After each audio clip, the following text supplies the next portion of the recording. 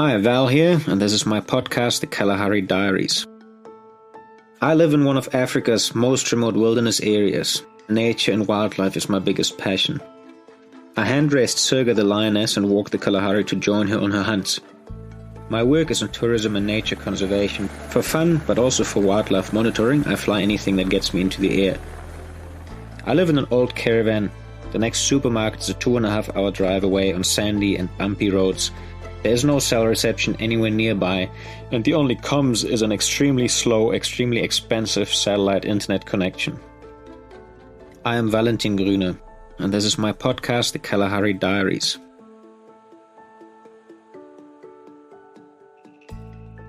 Right, hi everybody and welcome back to the Kalahari Diaries. This is episode number 12 of my podcast, and this time I have asked people to send in their own questions to my life, to Serga, to everything that has to do with nature conservation. Basically whatever comes to mind, people could send in either in writing or in voice recording format. And I've got to say that we only got one voice recording sent in, the rest was in writing, a lot of it on social media and so on. So I'm just going to read out the questions that we got, and I'll try and do my best to answer them. So I think let's get started right away. First question is, hi Val, I have a question for you. What is it that you like most about Serga and least? Can you tell us a little bit about her personality? And do you have any favorite animals apart from lions? So let's get to the answer on this one. What I like most about Serga, I think it's the experience that it's been giving me, being able to sit in the middle of the Kalahari next to a lion and actually experience her living out her instincts in her natural environment and observing this right next to this magnificent, huge animal. I mean, it's such a privilege, and I feel extremely lucky to be able to have that life and to have had that experience with Serga. So that ability for me to learn about the bush in Africa almost through the eyes of that lion learning its own environment, that is probably what I love absolutely the most. Being outside with Serga is by far my favorite thing to do. What I like the least about Serga is not directly anything about her. Serga is amazing. She can be a bit rough sometimes and get a couple of scratches and stuff like that, but that's just because she's a very big, strong cat, and I love everything about her. What's probably least to like about the whole thing is that it comes with a huge responsibility, or at least I've taken a huge responsibility onto myself, and I take it very, very seriously. So I do not leave Serga unless I really, really have to for work reasons. I try to always be around, always look after her. We've made this huge 2,000-hectare reserve for her. It's been a long process, many years. I haven't had a holiday in over 10 years. So I think it's this constant commitment without being able to take a break that's definitely taking a bit of a strain sometimes. So yeah, that's probably what I like the least about her. What can I say about Serga's personality? She really is an amazing lion. I guess, each individual animal doesn't within a species, doesn't matter which one, I guess they have different attitudes, different characters.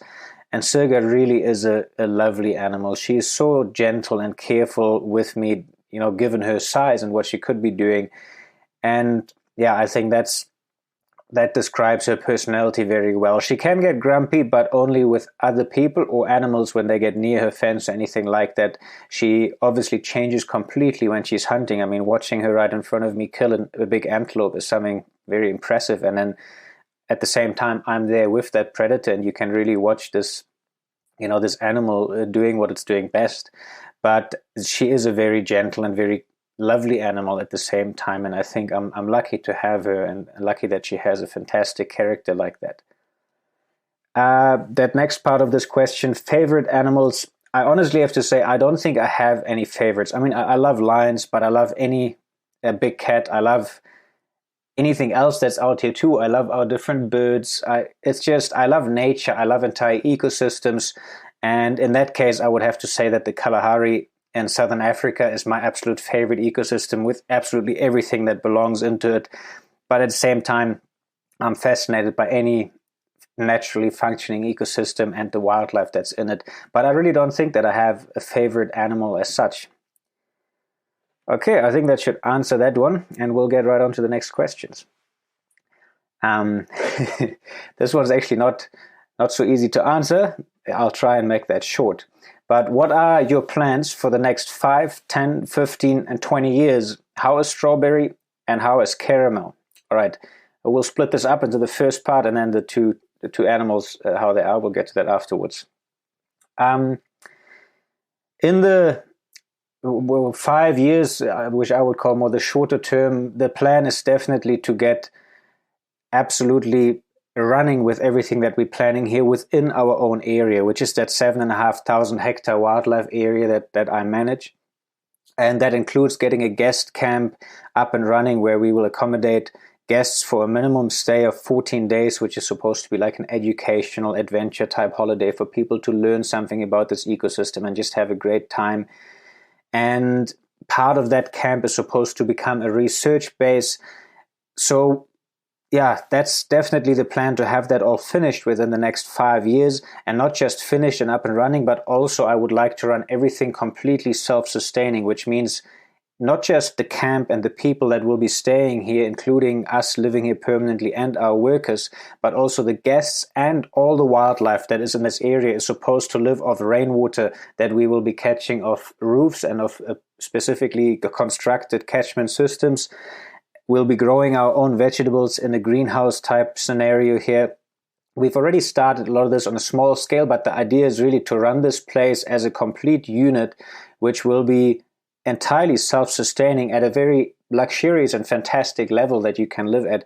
And it's something that I'd like to just have here as a showcase, mainly to be able to teach our communities in our surroundings how much can be done on a sustainable basis, because there's a lot of development that is still going to happen. Botswana is one of the least populated countries on earth, which means there's a lot of space left. So I believe that is very, very important that we get something going here that hopefully can show others. If people develop in that kind of way, we can do something that is beneficial for our ecosystems and for ourselves. Then sort of the next 10, 15, 20 years, I guess I can sort of put this into one, more long-term type scenario. And that is definitely that everything is supposed to run in a way that this idea that I've just mentioned can expand. We have already started discussing with some of the leaders of the nearby communities how we can get involved in helping them or assisting them or just working together in some way in preserving some of the massive areas that they actually have as part of their community trust sort of setups. And I really hope that over this longer term that we will be able to implement exactly what we're doing here for wildlife on a relatively small scale, on a much larger scale into the communities, but it needs to become something that is not run by us, but by the communities themselves, and will simply be there as in a helping position, so a little bit supervisory if they require any assistance.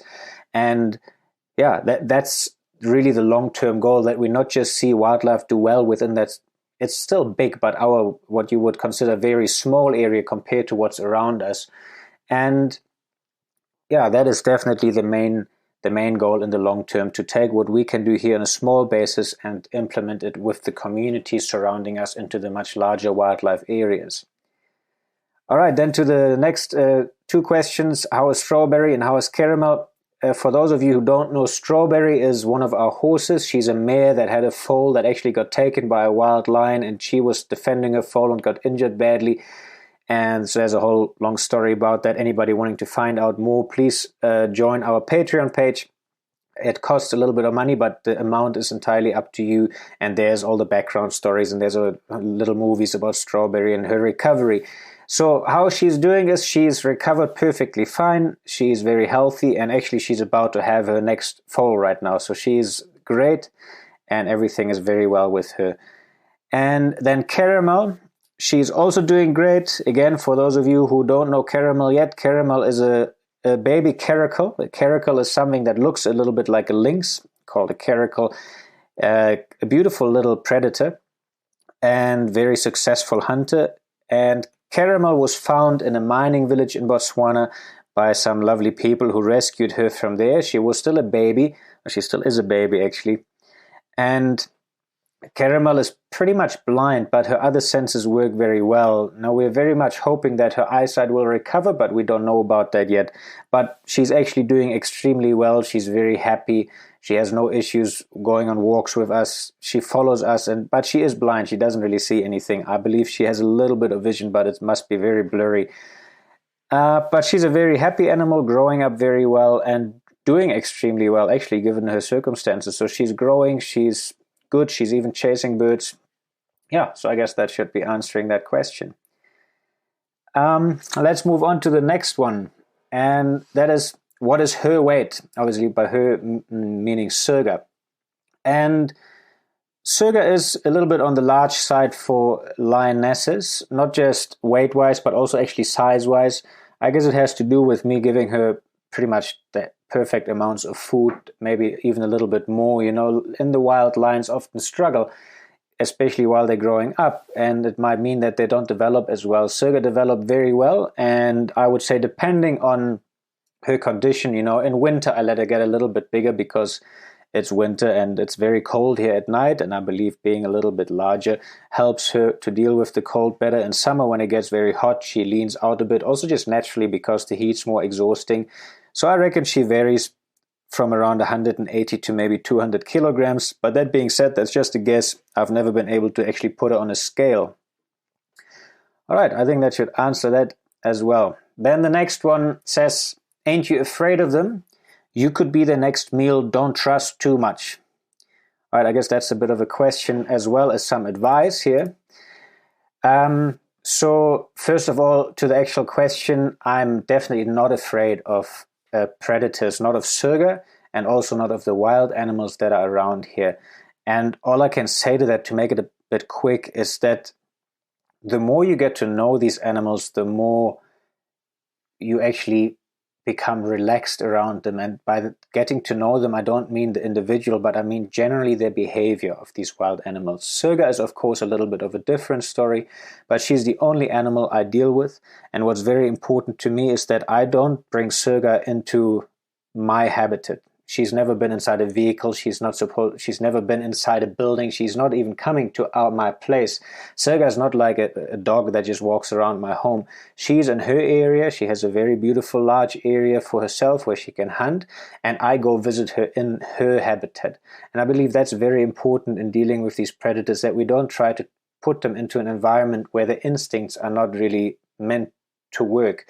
So that's how I can say about Serga. That makes me feel safe. Of course, I also know her very well. Then I could be the next meal. True, but that being said, humans are generally not at all meals for our predators in Africa. It's very rare that they would attack, and behaving the right way is actually the main thing that you have to do. Basically, imagine you take a wild animal and you put it in the middle of one of our big cities, New York, Berlin, London, anything like that, on a big intersection.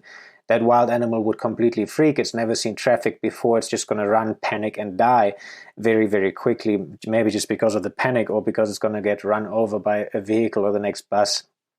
And in a similar way, if we take somebody from a city who's never been in this environment, that could be a very equal scenario, because people will panic very easily, run and scream and behave in ways that absolutely don't belong here, which can quickly cause an accident to happen with a wild animal, and that could be fatal. That could end up being something's meal. But if you know your way around, it's the same way like you could say a dog that actually assists a blind person in the streets. You know, even that animal can learn perfectly how to behave in traffic, how to learn with or deal with traffic lights and things like that. So I think there's a huge thing that often people misunderstand when they're looking into these scenarios. We're looking from the outside into Africa and it's just all terrifying, but actually it's pretty much the other way around. And quite frankly, I've never really lived in a city, and I really haven't been in many cities at all in my life. So I'm more terrified of all that amount of traffic and people and how busy it is. I'm very much used to the bush, and I'm definitely not afraid of anything here. But that being said, I have a huge amount of respect. Okay, I guess that was a bit of a long answer to that question, but I hope it sort of eases the concerns that that person has. And next question. has Serga begun to slow down any that you have observed, or is 9 years still on the younger side? Okay, that one I can really make quick. Lions in the wild will grow as a female easily up to about 15, 16 years. Males slightly less, simply because they fight more, which is more strain on them, and it kills them a little bit quicker. So the average age expectancy is a little bit less than that of the females. In captivity, which means when these animals are being taken care of, when they get sick, there'll be a doctor to help them. When their teeth start getting bad or breaking off or falling out, we can help them by giving them the right amount of food, or like food that's cut in small pieces. And of course, I will be there for Serga for the rest of her life to assist her when anything is wrong, which means Serga could easily, like any other captive lion, grow above 20 years old, maybe 25 years old.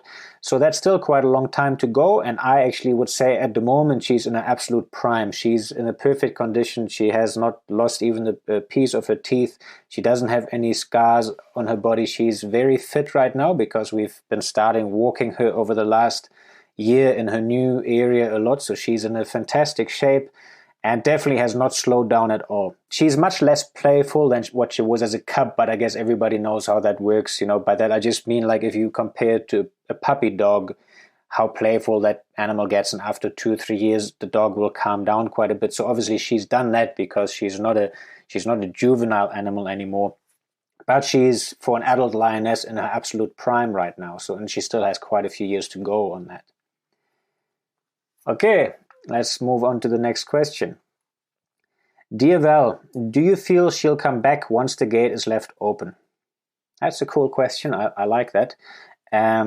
So for the people that are not completely aware of the whole situation, maybe Serga has a 2,000 hectare reserve here that we've completely fenced for her. In the corner of that 2,000 hectare reserve, she has a 1 hectare enclosure, which is her home. And at the moment, I'm still a little bit hesitant to leave Serga completely out by herself, because 2,000 hectare, that's a 20-kilometer fence line surrounding this area. And it's electrified, it's got mesh wire on top of the fence, but there is a possibility that she'll dig out, there's a possibility things dig in, there's a possibility she chases animals into the fence. So I really want her to be comfortable and accept those boundaries, and really to get to know her territory before I leave her by herself. Once she'll be by herself, she will be wearing a collar with a tracker so that we will be able to follow her on a computer, basically. It'll also send an alarm when she's outside. Yeah, and so on. So she's in the process right now of actually being released completely into her own area, but I'll always be there every day to look after her in any case. And she's free to be home in her enclosure whenever she wants. And that's what this question is about. It's, will Serga come back once the gate is left open? And I am 100% certain that Serga will come back. I'm actually thinking Serga will come back almost every evening, just because she's used to getting food here in the evenings. And I intend to continue giving her food, just not the whole amount. So once she's left outside, she can hunt her own food. Obviously, we will observe what she's hunting. She lets me go to her kills and share with her. So when she kills an animal, we can still take a lot of the meat, because she won't be able to eat it all. And before it rots, we will take a lot of it and put it back in the freezer for her so that we can use it to feed her more of it in small portions. So we will reduce the portions. She also loves getting her baby milk, and I would love her to show up once a day just by herself. It'll make it so much easier to look after her, not me having to drive into her area and try and look for her. So I'm sure she will always come back at some stage. There's absolutely no doubt about that. And I actually hope that we will make it work so that she will just show up once a day. It gives me a chance to look at her. We know everything is fine. She's not injured. She's healthy. And she gets a little snack, and then she can go or sleep at home, whatever she likes. Cool. I think that should be answering that one. The next one, nice question. Do you like seeing fan art of Serga? Actually, I'm sitting here in my office, and there's a beautiful statue that someone made, friends of ours. It's me and Serga hugging, made out of clay. And that's standing here on top of my shelf, very beautiful. We have a couple of drawings around that people that have been visiting made. And we also have quite a few emails where people send us something that they've done. And I absolutely love seeing the stuff. It's always amazing. People are so talented, and they do wonderful drawings of Serga or other kind of art. So yes, we absolutely love seeing any art of Serga. So anybody feeling artistic, making drawings of pictures of Serga, anything like that, always feel free to send us a message with the image. We love to see them, and it's something absolutely great when that happens. Cool. Next question. Could you write a book about feline behavior, lions and other big cats? Good question. If I had the time, I wouldn't have a problem trying to write a book, although I must say I'm no expert, no officially educated expert in the field of animal behavior. I obviously have had the chance to observe Serga a hell of a lot, and a hell of a lot closer than probably any researcher ever has an ability to do. At the same time, Serga has been in a very special circumstance, not like a normal wild lion. And with other big cats, I have experience with the cats that walk around freely in Africa, but pretty much only as wild animals, and those I have observed quite a lot as well. So I actually would like at some stage to write something down just about specifically the experience with Serga and how I've watched and observed her basically grow up and learn to behave in her own habitat. I think that would be something very cool.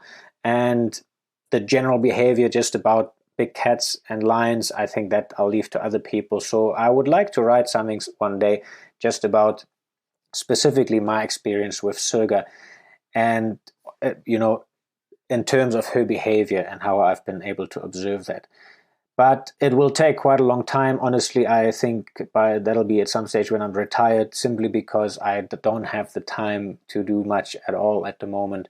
So yeah, life keeps me very busy, but that is something that I would like to do one day, but it's going to be quite a long time from now. Okay, another question, very easy and simple one. How old are you, Serga, and how old is she? By that I think the person meant how old am I and how old is Serga. So I'll just answer that. There's also a comment saying she's an absolute angel, and I agree with that. I think Serga is an absolute angel. Thank you. How old am I? I'm 34 years old, and Serga is 9 years old right now. I think that should answer that. Very easy and quick. Interesting question coming up now, and that is, how does Serga react to other animals? Yeah, good question. So basically, she reacts to other animals literally like any other lion. Sometimes a jackal or a honey badger gets into her enclosure even, or she meets them outside, and she just chases it. She has a chase at them. That's all that happens. Lions, being the biggest predator, pretty much chase everything. Although I've got to say the honey badgers give her a bit of a run for her money sometimes, because they turn around and end up chasing Serga. But at the end of the day, Serga usually wins. She has killed quite a few of the badgers. Any predators that she interacts with and gets a hold of, she does not eat them. She just kills them, which is also relatively natural, unless she would be really, really hungry. On a side note, these other predators have parasites and stuff like that that could also affect Serga very easily, because they're basically the same thing. These parasites can utilize the same hosts like predators, whereas herbivores like an antelope that she'll be hunting, even though that one would have parasites, it's very unlikely that they will be able to live on Serga, so that's much safer for them to eat. So Serga kills other predators. She obviously chases anything like an antelope, and that's about it, how she behaves. When other lions are around, she's usually first very scared of them and hides away from them. And once she gets to know them, so far that's just happened through the fence though, but she's had many months where wild lions have been around here, and then she's actually started forming a relationship with them. But everything else, she tries to attack and chase. Yeah, that's what a lion does, and they're very good at it. So that's pretty much her behavior around other animals. All right, on to the next question. How does Serga feel having to share you with your girlfriend now? How to answer that one? Quite honestly, I don't think Serga knows that I have another girlfriend. Otherwise, she'd probably be very, very angry with me. So I'm hiding that affair from her, I guess. No, so honestly, like Serga, there's always been people around, and like I explained earlier, I always go into her habitat. So Serga is not around my normal other life.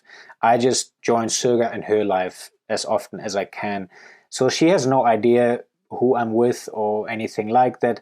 she gets obviously to know certain people, like our workers, as well as my girlfriend, who are often here. And actually, I get those people to feed Serga in the evening quite regularly, or most of the time, because when I show up, Serga expects me to go inside, to go walking with her, to go inside and play with her. And she doesn't even want her meat. She just looks at me, and then she starts calling me if I'm not coming in. And going in with Serga is not that easy. Every time feels a bit like I just get beaten up in a boxing fight, and I'm covered in sand and dirt and dust. So it's not something that I just do in the evening quickly.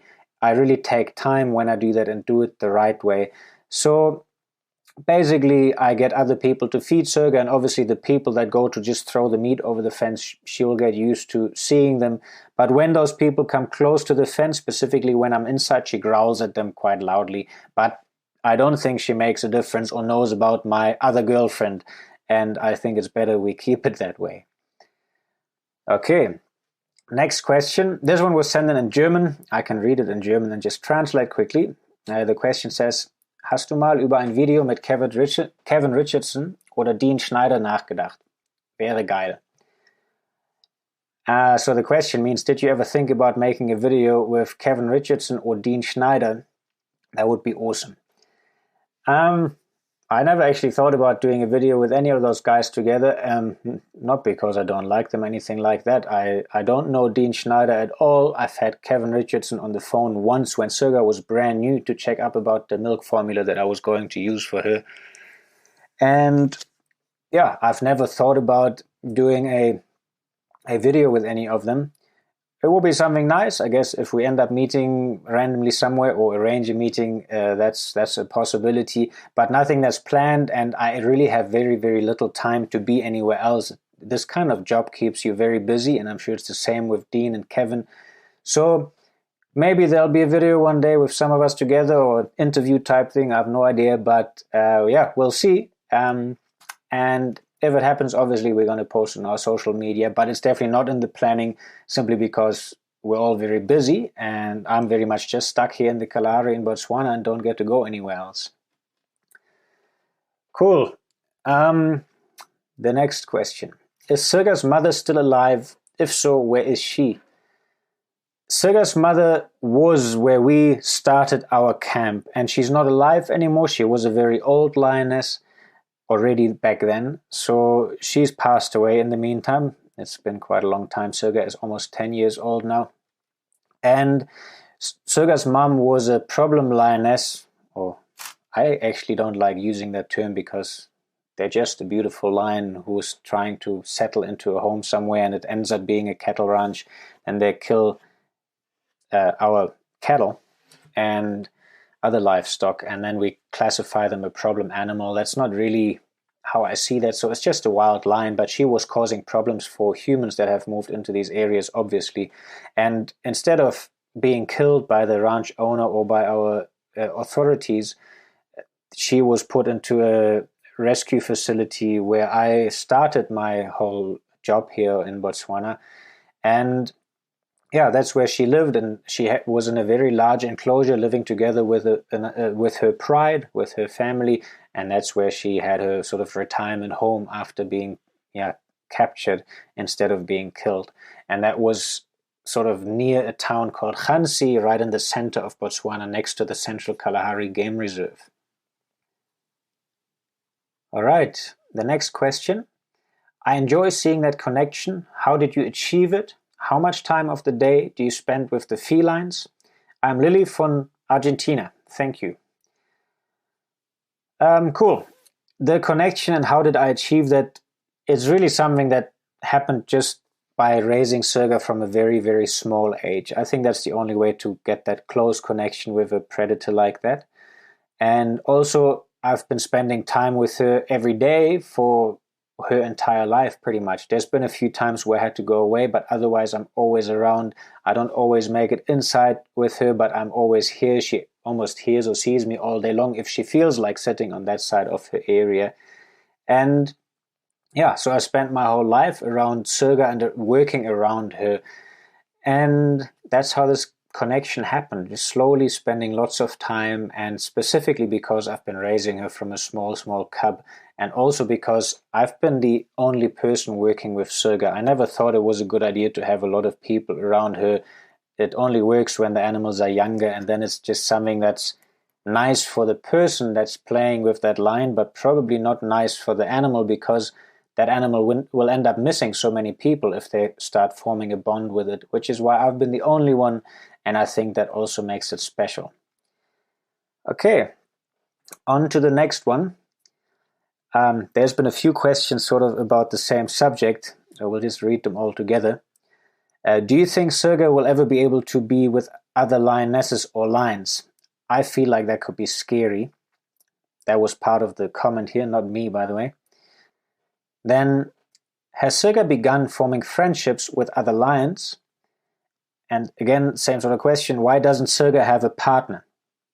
All right, so yes, I would love Serga to have another lion around her so that she can play with that animal. Obviously, she can then play like a lion likes to play, because I'm a little bit breakable compared to a lion. So Serga has to hold herself back quite a lot when she plays with me, and I can really see that, and I can see she's doing it, but obviously she would like to play rough and have somebody that's just with her all the time, and that should be another lion. I don't want that lion to be another tame lion, though. I'm really not here to make more tame predators. It's quite a big problem and a huge responsibility, like I said earlier, and Serga really is enough. So yeah, we will find a lion. There are obviously lions that are sitting in rehabilitation centers and things like that, which potentially could come here. There's also lions regularly being shot, and that's actually my preferred option, because they're being killed as problem animals. And if there often actually are young male lions that wander into these remote farming areas because they're looking for a new territory, and obviously there are no lions resident there, so it feels good to go there. And then this young lion who just got kicked out by his own pride now tries to settle there, and he might end up being shot or poisoned or captured and relocated. And relocating one of them here to us would be a great idea. It is the idea to do that, but I first want Serga to be completely free in her area and to be very comfortable in it. We will also need quite a little bit of money, because we will have to build a small paddock. Not small, it'll be like a 1 hectare enclosure again, with very solid electric fencing, so that this lion gets used to not being able to go through fences, because unfortunately these lions have been coming through a lot of ranches if they're being captured in these scenarios. So although the fence here has additional security, a lion that's not used to fences will most likely end up digging a hole and going outside again. And specifically him being with Serga, that wouldn't be a good idea, because he might be teaching Serga to do that, and that would just create problems, because then Serga might end up in areas where she gets shot or poisoned, or she's a threat to the people who could be outside in these areas. So we really need to make sure they stay inside that reserve that is here for them. And at the same time, with that animal being sort of habituated to his new area in a smaller enclosed paddock, it means that Serga will have the opportunity to get to know him through the fence slowly. And that is the idea. So Serga will be introduced to another lion if everything goes well. But first, we're busy letting her get comfortable and really enjoying her territory. And once she's fully there, then that's definitely the next step. So that's why Serga doesn't have the partner yet, and that's the plan for that whole thing. She has begun forming friendships, by the way, with other lions, but for the whole reason what I just mentioned, that we want to protect Serga, those other lions, one of them was very old, beautiful old lion. He was Serga's first sort of love affair, and he passed away of old age, sadly, because it was beautiful having him around, and I was actually hoping that we could just keep him there, and once Serga's big area is finished, he'll be inside, because he basically lived there anyways. But yeah, that didn't work out. He was just too old, I guess. And after that, younger lions showed up. But because they don't stay here and wander into areas where they're not supposed to be, all of those lions have disappeared. So Serga, she had a few broken hearts because of male lions showing up and then disappearing again. But she hasn't physically met them without a fence in between. So far, they've met through the fence. They stand and look at each other, and in the beginning Serga completely hides away from them. Then they get comfortable, they start rowing after each other. You can sometimes at night hear one lion roaring far away, and then Serga will answer, and then you can hear that lion coming closer, because every time he answers, the roar is moving a little bit closer. And then they've been spending the nights on either side of the fence, lying there sleeping. So she's gotten used to other lions, so we know that it works very well, and exactly that is what we want to create for her by bringing another lion. We'll put him in an area so he can calm down, get used to the place, get used to Serga being on the other side of the fence, and when they're very comfortable, we'll open the door and both of them will have Serga's reserve to live in and to be happy. Cool, I guess we can get on to the next question. Is it possible to apply as a field technician assistant having field experience? Cool, nice question. At this stage, because of COVID and everything, we're not really operational with people in this area at all. We are in the process of opening up a guest operation here at our area, and part of the facility that we're building is also going to be a permanent research base, which will be run by professors which are friends of ours that are teaching in Texas at the university. And there will be jobs there. It won't be very many positions, but there will be some, probably for a couple of years or even more permanent. And once that's open, there will be opportunity to apply for a specifically field technician kind of work. And so answer is yes, but not yet. And once that's available, it will be on our websites. It will be posted on social media. So if you keep up to date with that, you'll find out when that's happening. It's going to take a bit of time, because everything here takes a little bit of time, and especially with Corona, things have been going a little bit slow. All right, next question. How old were you when you decided to move to Botswana for certain? Okay, I like that, very quick and easy. I decided to move here for certain when I was 21, and I moved here when I was 21, and I think permanently when I was 22. Cool, that should answer that one. All right, here we got again two questions sort of about the same thing. How is the situation where you live with the current state of the world with COVID? How are you? That's from the same person. And then next question was, given the pandemic, how do you manage to keep Serga and the wildlife sanctuary afloat? All right. So, the pandemic and COVID restrictions and all of this, I guess everybody had to get used to a very new world that we're in now. We're managing well. I mean, obviously, we couldn't open our guest operation, which was supposed to happen pretty much right when that whole thing started. So we've delayed construction of the guest camp quite a lot, but we were extremely lucky to get funding to purchase an aircraft, and we built an airfield with a hangar for the plane and all of these things. So getting the aircraft, just purchasing it, doing all the administrative work that's involved with that took quite some time. So we've used the time quite well to develop other parts that we would have wanted to do in the future anyways. That was lucky.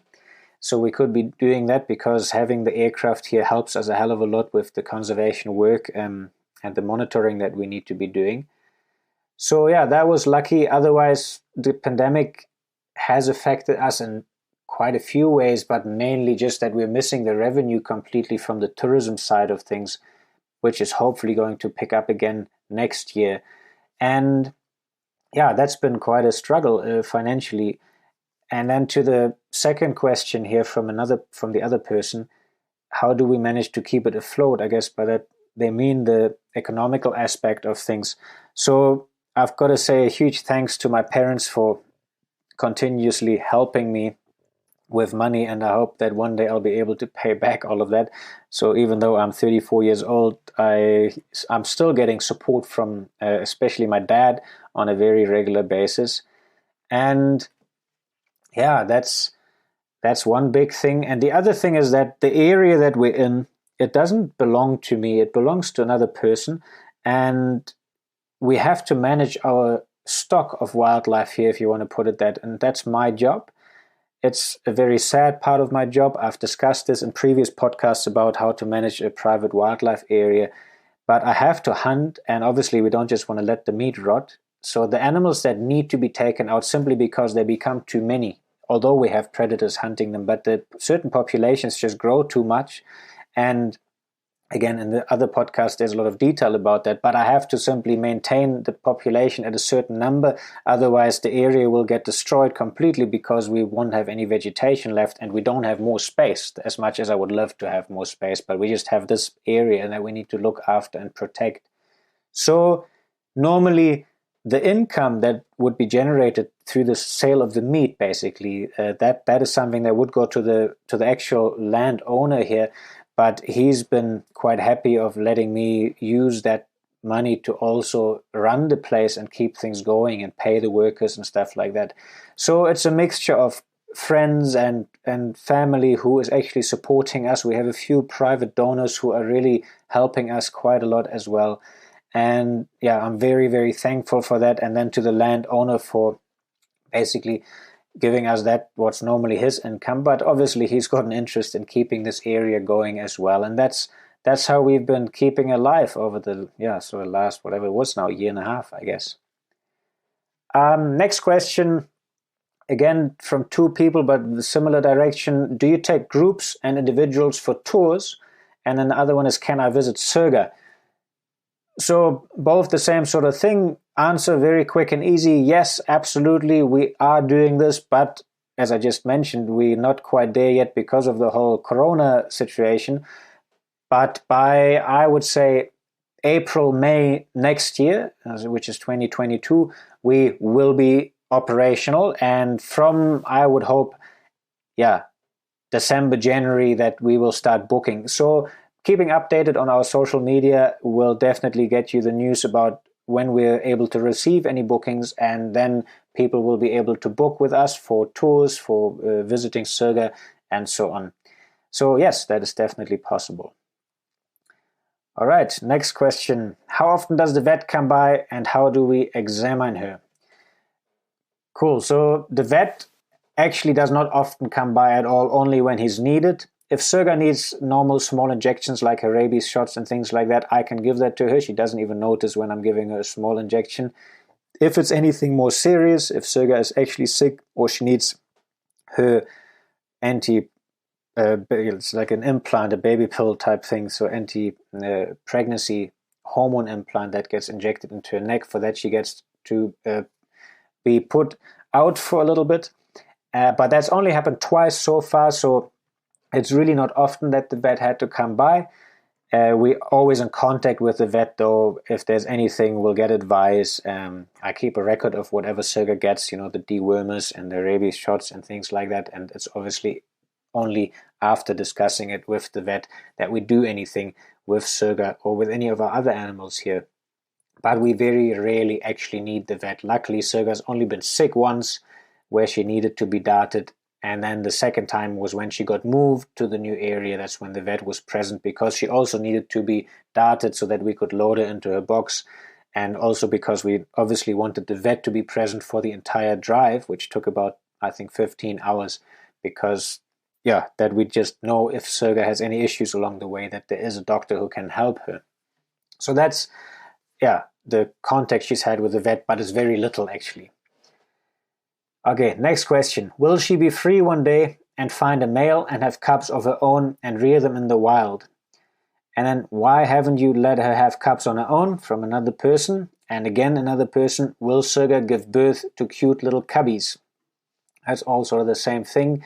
And a little bit we've already spoken about it. So yes, I want Serga to have a male lion. Free, she will be in that 2,000 hectare area, and that's simply because free in Africa for a lion means free in general means not very safe, because, everybody who's listening to this probably knows that over the last, say, 50 to 60 years, we've lost at least 90% of Africa's lion population. I can tell you that it's not getting any better.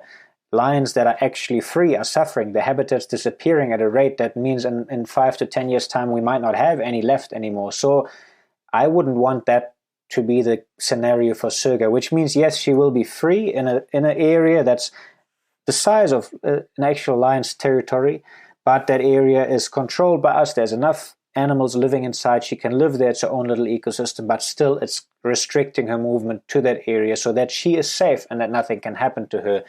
So yes, that's absolutely going to happen, and we're in the process of that right now. Again, on our Patreon page, we post a lot of updates and answer lots of questions about that as well. For anybody who's more interested, please check that out. Then with the cubs, like I just said, we're losing lions and we're losing their habitat, which is the main reason. Habitat also as in we're losing their food. It's not just lions that have disappeared.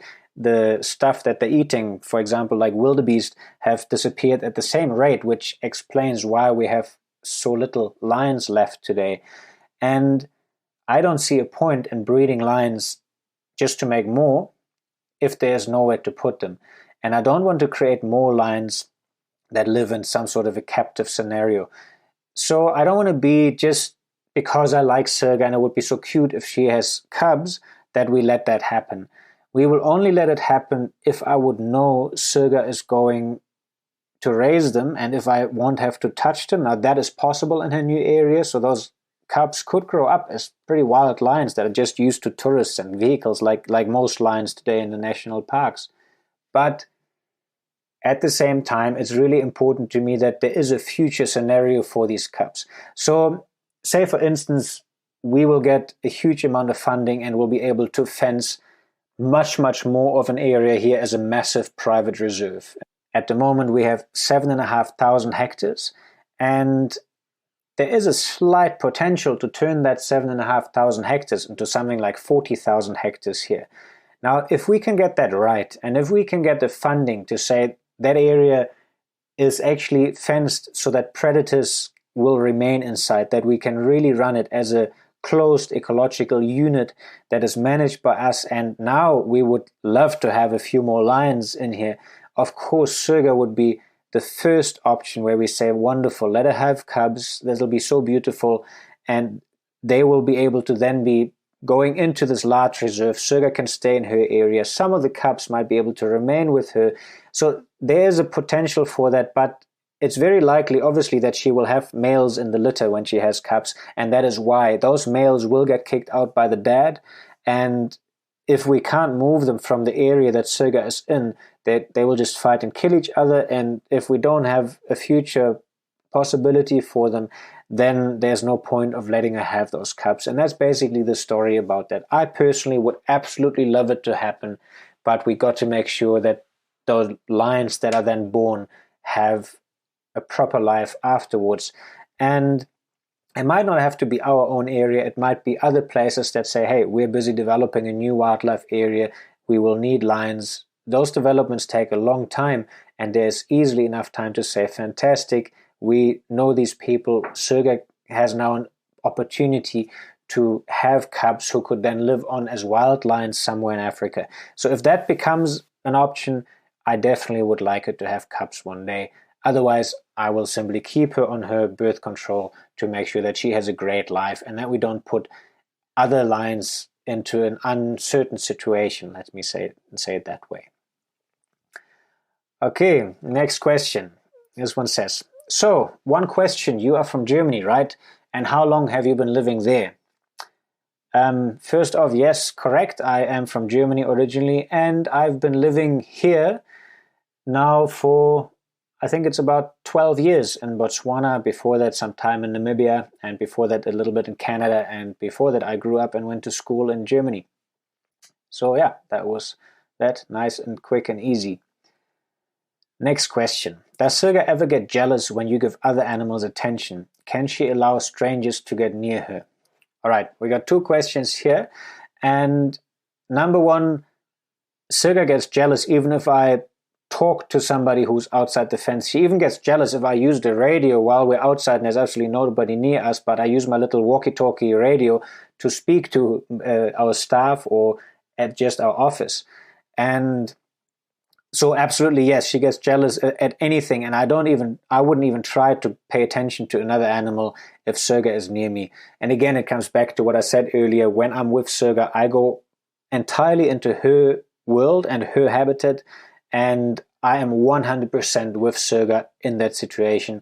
I don't even try to focus on anything else. Like I just said, it's even difficult for me to just talk on the radio because she'll get jealous. She'll use that moment and jump on me. So I'm very careful to focus only on Serga and absolutely nothing else when I'm with her. And obviously sometimes I need to be on the radio, but then I make sure I have a good eye on her, and I do it when she's a bit tired or she's occupied stalking antelope or something like that. So yes, she gets very, very jealous. And can she allow strangers to get near her? Absolutely not. She allows people to get near the fence, but as soon as they get too near, she actually charges full on at the fence. Even my dad once, he was just trying to take photographs through the fence, and Serga charged at him and made him fall over backwards. So yeah, she does not allow other people near her, and it wouldn't go well if anybody tried without a fence in between. Okay, the next question, what is Serga's food? It's very simple. Serga's food is antelope from Africa, which I hunt for her at the moment mostly because she's not out all the time yet. When she's out by herself, Serga can hunt her own food, and she has done before, and she knows how that works. And the antelope we shoot for her is what I mentioned earlier. We have to manage the area anyways, and of course we use the meat for us as well as for Serga, and the surplus we make sure that we sell it to the local butcheries. So that's being sold here in our supermarkets in the next little town. So that's the meat that Serga eats. It's usually wildebeest, sometimes gemsbok, sometimes a zebra, just the things that a lion would normally be catching out in the wild. On top of that, if you're interested, I give Serga a little bit of vitamin additions. Sometimes she gets her baby milk mixture because I can mix that easily with some medication like dewormers and stuff like that. But generally her food is just antelope, the way a lion would be eating in the wild. Okay, the next question. Is it true that if a wild cat has an empty stomach that he or she is more dangerous to their owners? In the scenario that I work with Serga in, absolutely not. Actually, I do the opposite. Before I interact with Serga, as in like I'm taking her outside, I give her relatively small portions of food for a few days, sometimes even a day diet before we go out. Because if she's too full, she's simply not very agile. She doesn't want to do anything, and she doesn't want to try and hunt. Even inside the enclosure, if I'm just going in and Serga has had too much to eat, so her stomach's really full, then she doesn't really do much at all. She gets even grumpy when you approach her. So she's not like a cuddly animal. She just wants to lie there and digest her food and have nobody bother her. So I interact with Serga when she has an empty stomach, and it definitely doesn't make her more dangerous. I would say she's a lot more grumpy and dangerous when she is full and lazy and wants to have her peace. For scenarios with lions in, captivity, if in many countries it's still legal, unfortunately, to have these animals in your living room and stuff like that. I think in those scenarios it might be very different, that a lion who has an empty stomach is just very active and awake and wants to do stuff, and that might not be a good idea to be around the animals. So feeding them a lot, keeping them fat and full and lazy is probably the better option in that scenario. But I don't know much about that because I can only imagine that scenario. I only know Serga, and I interact with her in her habitat when she's outside, and the best way to do that is when she's very skinny and hungry and wants to get food. So I hope that answers that one. Again, 2 questions. We've also discussed that a little bit already. Is Serga okay with other people? And then the next one again, is Serga friendly with everyone or just with you? So, like I said earlier, no, Serga accepts nobody else near the fence, even if we have never tried, since she's an adult lion, we haven't tried at all to bring people close to her. When she was small, I allowed people to be next to her when I took her outside, and people could join the walk. And I always asked people to not really interact much with Serga, to not speak to her, and not try and touch her. And basically we would walk when Serga's tired enough, which always happens. Lions tire out very easily if they chase a few animals. Then she will sit, and people could sit behind her, get a photograph. But once she started killing her own animals and became big, we stopped all of that. And yeah, that's how that worked. And since then, we have had no other people close to her, and we can really see clearly when people get near the fence that it would not go well at all if anybody would try to get close to Serga. Yeah, so I'm the only one that interacts with her. Next question, sort of on the same note. May I go there and play with lions? Answer here, absolutely not. People that come and visit us only come here to experience nature in Africa, which has nothing to do with playing with lions. I also believe playing with lions is a lifetime commitment to the lifetime of that lion. And we shouldn't just take a lion and play with it. Like Serga happened because she needed rescuing. And I don't think there's anything wrong with giving that little cub a beautiful life if we can. But coming to play with them, I've done a podcast about the whole petting industry of these predators previously. So please listen to that, whoever asked that question. I think that'll help a lot. It's a whole episode just about that subject. But it's a very unethical practice which should not be happening in Africa. Sadly, it's still happening. But if you can refrain from that at all, do not go to places where any wildlife is being pet. It's not a nice thing for the animals. I know it's an amazing experience for the people. But if you really care about that wildlife, you might actually regret it afterwards, which is why I rather say it now. So go to places who are really involved with nature conservation, but none of that will have to do with petting these animals.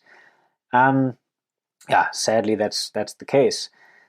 And I'm sorry if I burst anybody's bubble there. Did you ever notice if Serga missed her family? No, I do notice that Serga is lonely sometimes, and she starts talking a lot, but I feel like she's just missing me, and I don't think Serga really knows her own family.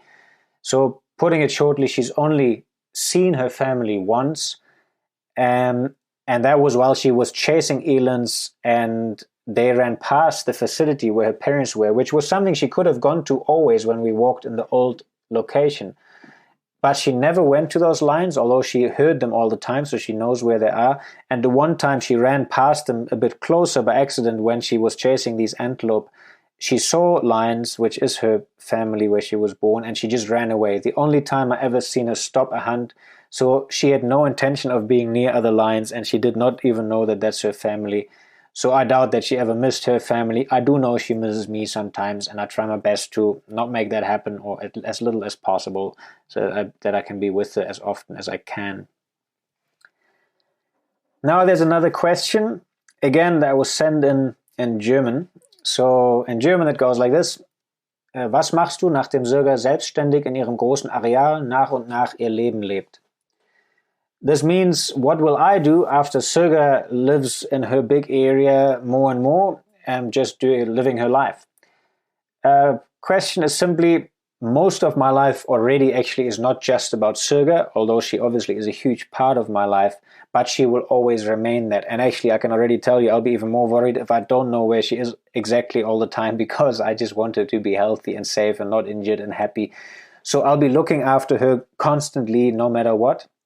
But to the actual sort of point of that question, I will continue focusing on what I spoke about earlier when I described the 5, 10, 20-year plan sort of thing, on the conservation work in the Kalahari, to do something that will benefit wildlife in total and all the big areas here. And, hopefully that'll work out. It's very hard working in nature conservation simply because over our recent history, our natural world is really being diminished at a rate that is absolutely shocking. And if you care about this a lot and work in it, it's actually quite depressing. So at the moment, I'm very happy that we have our 7,500 hectare, which is including Serga's reserve here, that we're looking after. There's beautiful, healthy wildlife. There's leopards, cheetahs, and Serga, and sometimes other wild lions that move around here. So it's a stunning place. And I'm very proud and happy that we can keep that going. But in the future, and while Serga is living in her big area, I would like to focus a lot more on implementing that into more areas, so that it's not just here, and that the communities in Africa start feeling the same way and learn to live sustainably off and with their natural ecosystems. So yeah, that's the plan for my future.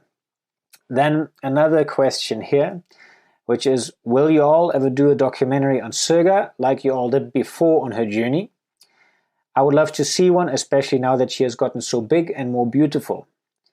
So number one, I agree, she is beautiful at the moment, and I love her as a big fully grown lioness, and she is quite a bit bigger than she was when the Netflix series was filmed.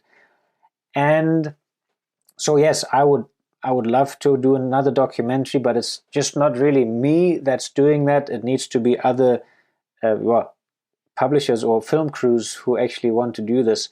And we have people actually pitching to what are they called? Netflix as well as Amazon Prime to say, why don't you do a follow-up kind of thing on Serga's new life? We are in contact with a German TV station about a potential thing happening there. So there are opportunities, it might happen, but there's nothing planned definitely at the moment. So the only way to see more of Serga right now is to join on our Patreon page. There is quite a lot of videos of Serga. Obviously, they are just us editing a little bit together. Nothing as professional as it is done when it's really made into a documentary. But for people who would like to Serga now and get regular updates, our Patreon page is the best way to go. Cool. Now we're actually coming to the end of this podcast, and for the highlight right at the end, we have the one voice recorded question that was emailed to us. So here we go. Hi Val, this is Jennifer from New York. My first question is about the seasons there. How long is the winter and how cold does it get? Sometimes you show photos and you talk about sleeping outside with Serga or some of the other animals, so I was curious about that. And my second question is about your trailer, your home area where you sleep and work. Is that enclosed or is it open? I'm curious because sometimes you show photos of leopards and male lions that come around at night, and I was wondering if you could actually come face to face with them or if you are separated from those other wild animals. Thank you. Hi, Jennifer. Thanks very much for sending in the recording. I'm very excited about that. And to your questions, so the Kalahari can get pretty cold. In winter, our nighttime temperature usually drops around 0 degrees, which is, I think, 32 Fahrenheit. But many nights, actually, we go quite a bit below zero. The record this year was minus 13 that we measured here, which would be 8.6 degrees Fahrenheit. So that's pretty cold if there's absolutely no heating around. So the only thing we have is a campfire that we make in the evening. But basically, once you're a little bit warmed up there, you got to run into bed and climb into ice cold sheets and try to just snuggle in there and stay warm until the next morning. So it's basically sleeping bags and a ton of blankets on top of you, and trying to stay away in full skiing gear pretty much. But it works actually not so bad. Sleeping is all right. Being outside in the evenings once the sun sets, that can be very cool and chilly. Same for the animals. What's probably more intense though is the heat that we get in summer. Our nights in summer are comfortable, usually around 20 degrees Celsius. That's about 68 degrees Fahrenheit. And the daytime temperatures can be very brutal. So we'll get up to 40 degrees in the shade, which is 104 Fahrenheit.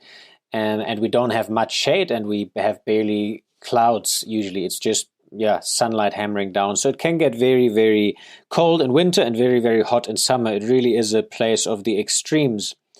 And then to your other question, the pictures, the caravan and so on and everything else here is completely open. So everything walks past. We've had wild lions try to climb into our pool, and one of them tried to break into the tent. They have been carrying away a camping toilet that we were using here in the very beginning. When we're having a braai is the word for barbecue here. So if we're having a little barbecue in the garden, there's a bird bath just a few meters away from us, and the leopard sometimes drinks from the water while we're busy, having some meat on the coals there. So that's very, very open, but we're quite used to the animals. But you got to get used to always having a good flashlight with you, checking everything before we even walk to the bathroom, because even there we've had the lion surprise Sarah, my girlfriend, actually right at the bathroom when she wanted to go there at night. But nothing's happened. If people are careful and behave well around the animals, it's very safe, and it's actually just a beautiful thing to be able to live like that. Cool. So I think that was the last question and the end of this podcast. Turned out to be quite long, actually. I hope that this answered everything that people wanted to know. And thanks again, everybody, for sending in questions and participating with the podcast. Next episode is going to be a little bit of a surprise because I've invited a friend who's a scientist who's been working for a long time in Botswana to participate in one of the episodes. The only thing is we're not quite sure if that's going to work out yet. Corona and travel restrictions and all of these things are a little bit in the way at the moment, but we'll try and make it work. Otherwise, there's just going to be another episode coming up. So stay tuned for next time, and thanks very much for listening. Thanks for listening to this episode of the Kalahari Diaries. Did you enjoy the podcast? Fantastic. You can help me tremendously by subscribing and rating it on your podcast app. Leave a review and tell friends and family about it if you feel like it. If you want to know more about this story, go ahead and check out the website on sergathelioness.com or follow me on social media. You'll find me on Instagram and Facebook at Val Grüner, that is at VALGRUENER, and at Modisa Wildlife Project, where I'm sharing photos and videos from the Kalahari on a regular basis. I'm Val, and you've been listening to the Kalahari Diaries.